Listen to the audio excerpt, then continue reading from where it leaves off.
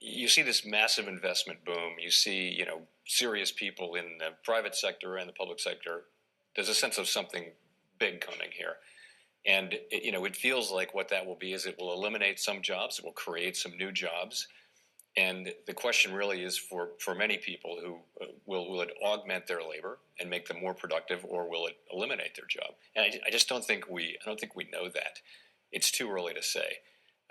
There's not a lot a central bank can do about that. This is really a job for we can supervise our financial institutions and things like that to make sure that that they understand what they're doing with all different kinds of technology.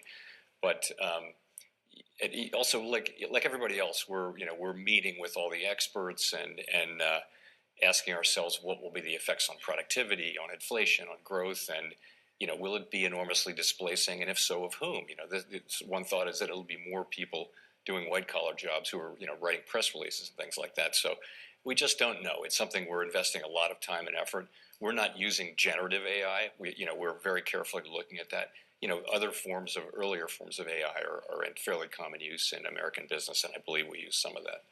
I traditionally have said cyber risk to that because we know how to deal with credit risk. We know how to deal with lots of kinds of risk, market dysfunction, things like that. But we haven't really had a big successful cyber attack on a financial market utility or a bank. And that's the kind of thing which I think is, the stuff of lying awake at night. I would also, today, though, honestly, really, it is just the balance that we talked about, getting the balance on monetary policy right during this critical period. That's really what I think about in the wee hours. That combined, just sovereign debt of US plus Euro plus Japan, that's 64% of the total global debt. That went, in terms of cost of service, that it went from 1.2% before the pandemic to around 3.3% right now. But then you added 25% of GDP to that debt, which was the cost of facing the pandemic. So we have a much higher debt and a much, much higher cost of service the debt. So I think there is an aspect globally that is the extraction of liquidity that cumulative will have an effect in the market that sometimes is not pricing correctly.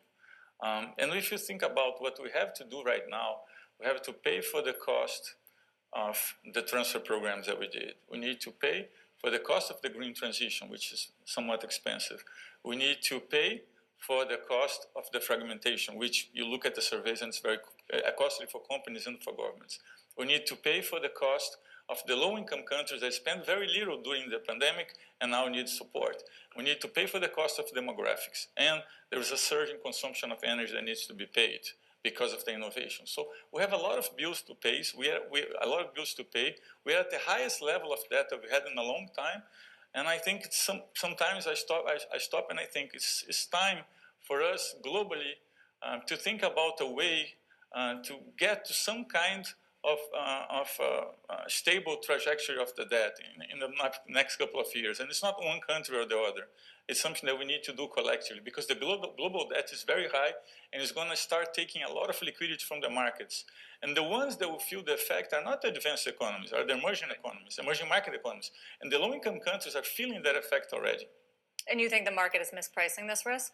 I think the market was mispricing a little bit the fact that if you have higher rates for longer, the effect from extracting liquidity, depending on how much longer you're going to have these higher rates, I think the risk is higher than what the market's pricing as. Welcome to the Crypto Teacher. And I come back with that video just to make you think. Don't forget to like and subscribe to the channel. And make sure you're joining the Patreons. If you're not a part of the Patreons, make sure you're hitting the Cash App. And guys, we had Jerome in the house today. And we had Jerome Powell speaking about AI. Something big is coming. And that's the reason why I play those clips from the C word, because they already knew what was coming. He clearly states it out his own mouth. Guys, remember, I give you the truth. I give it to you out of the horse's mouth. It's just whether you want to accept it or not. But the Crypto Teacher is going to give you the truth, nothing but the truth. Yes, the truth hurts, but it sets you free. And he's asked, will it eliminate jobs? He says, we don't know yet. Guys, that's the reason why I started a TikTok. So therefore, you can see all the technology that is coming. And then also, I'm going to start adding gaming in there because I know that your kids are playing games, so they might as well get paid doing it. But make sure they're educated first. That's the key.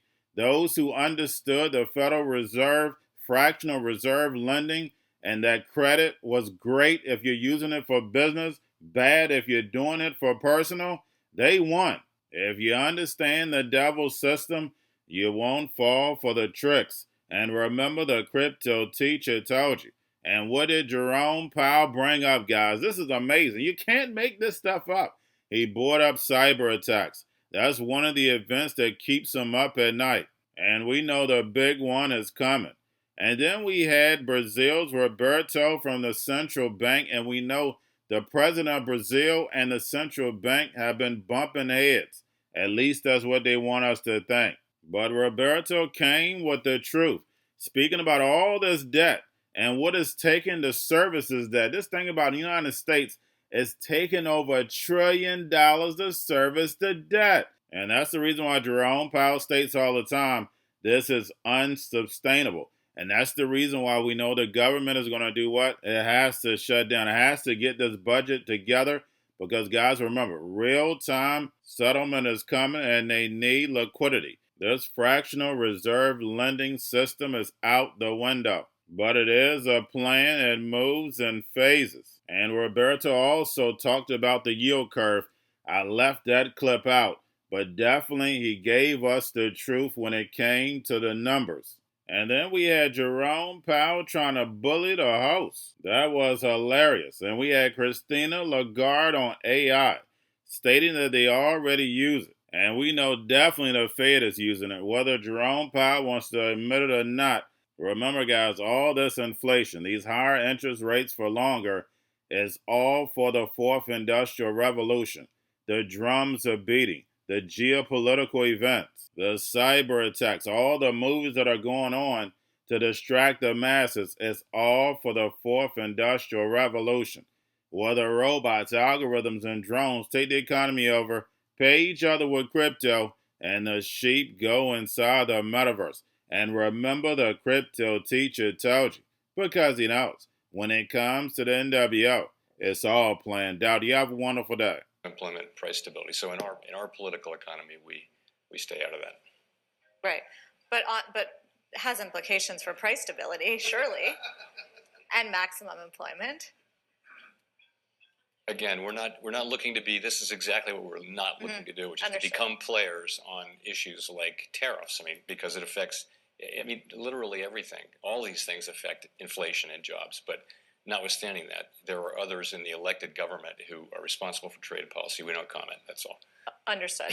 So back to your job then. There is this debate. There has to be some regulatory framework within which AI and generative AI in particular, especially if it's in the hands of a small oligopoly of companies, is actually organized in order to protect a number of rights and protection of citizens.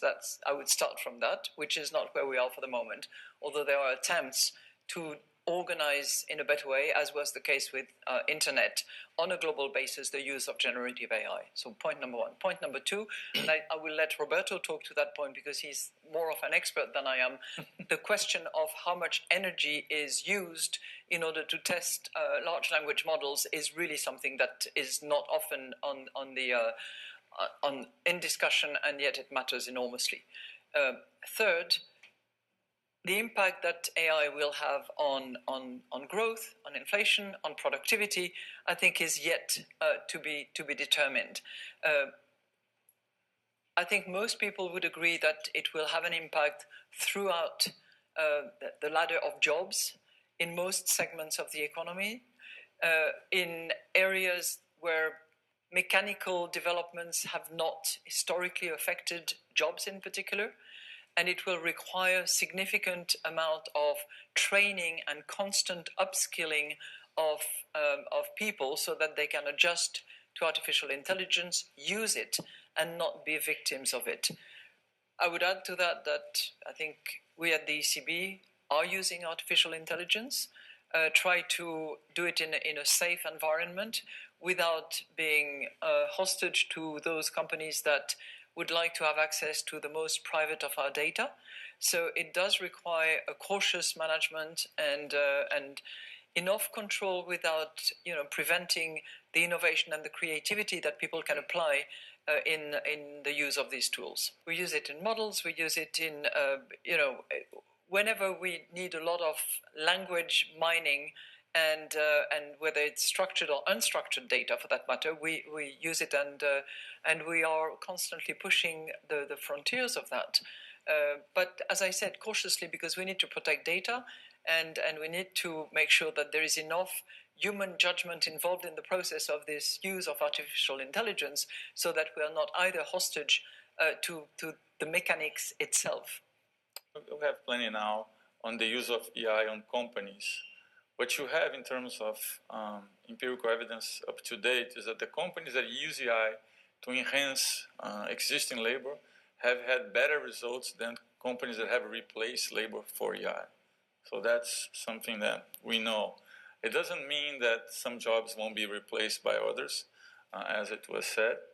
But I think what we need to understand is what we are seeing basically is an increase in the ability of processing data and storing data. So it's basically computer power and the ability to store data. And that's very energy consuming. You have a couple of dimensions that you need to look in. You look to privacy. Where is the limit? And what is the taxonomy of using this once it becomes a global instrument? What is the taxonomy of using this? Because you could be talking about data centers being placed in countries that have cheap energy to produce services for countries that have more expensive energy. So once you start crossing the frontiers, thinking about how you're going to do this movement globally, I think there's a lot of consequences. And one of which I think is you're going to have very unequal growth between the countries that are more on the edge of producing this technology and the countries that are not. And the energy consumption also be very unequal.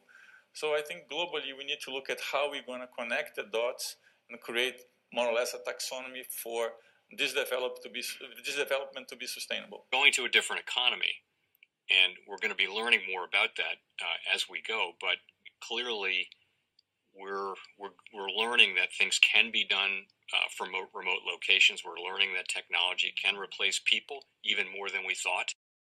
We're not going back to the same economy. We're recovering, but to a different economy, and it'll be one that is more leveraged to technology. And I worry that that is going to make it even more difficult than it was for many workers. In Silicon Valley, and my friends who work in technology know that what we did to the manufacturing workers, we are now going to do to the retail workers, the call center workers, the fast food workers, the truck drivers, and then even bookkeepers, accountants, insurance agents, lawyers, and on through the economy. So what happened to the manufacturing workers is a very clear sign. And so we'll import Chinese-based CBDC technology. So it's going to be CBDC in a box provided to you by the People's Bank of China.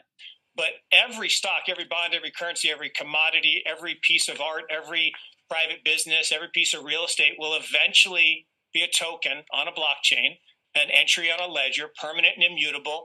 We will have truth instead of trust, and we will save over $7 trillion a year. 6 to 8% of global GDP is wasted by the friction of the trust industry that's necessary when you have dual entry accounting.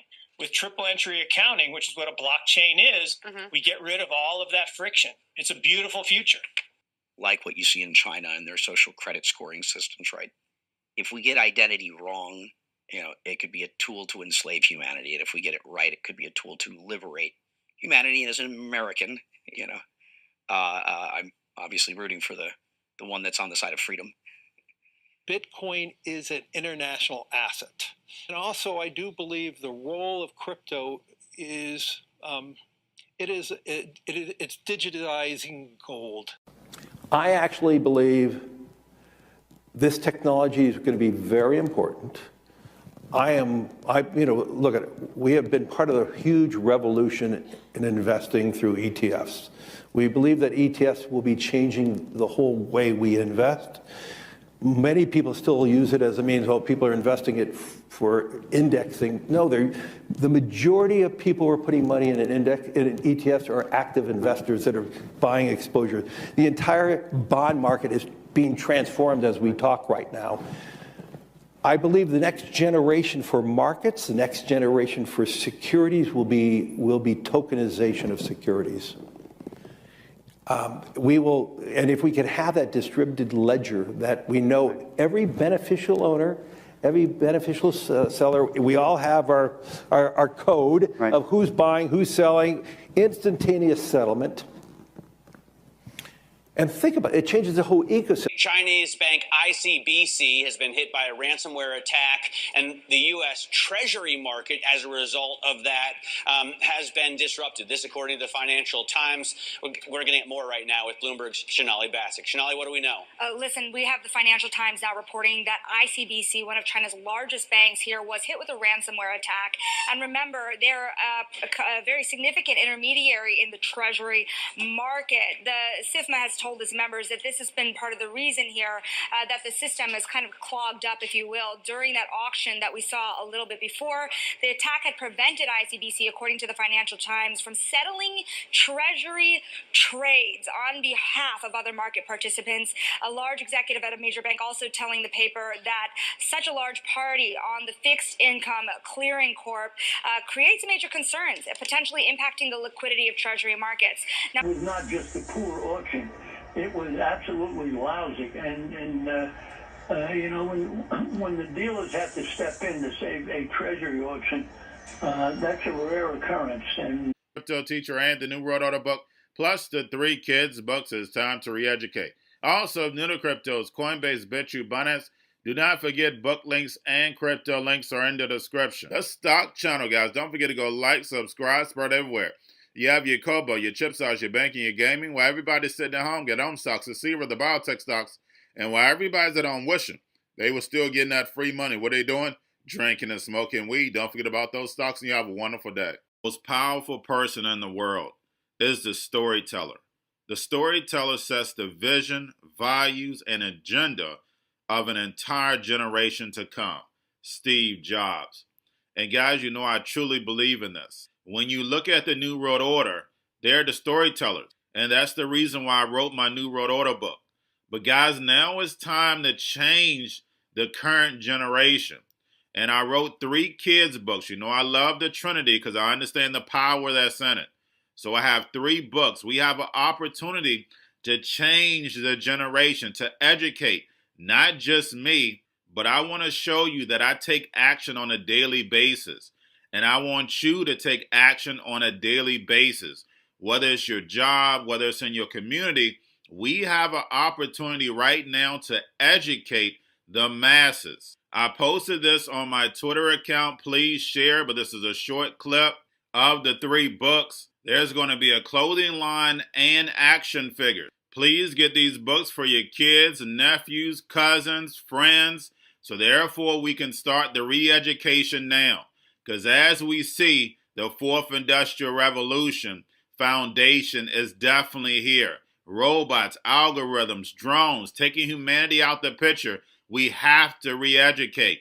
But let's get into the video. Part 1. King Joshua and Grandma Tam save the village. Part 2. King Joshua and Grandma Tam save New York from COVID 33.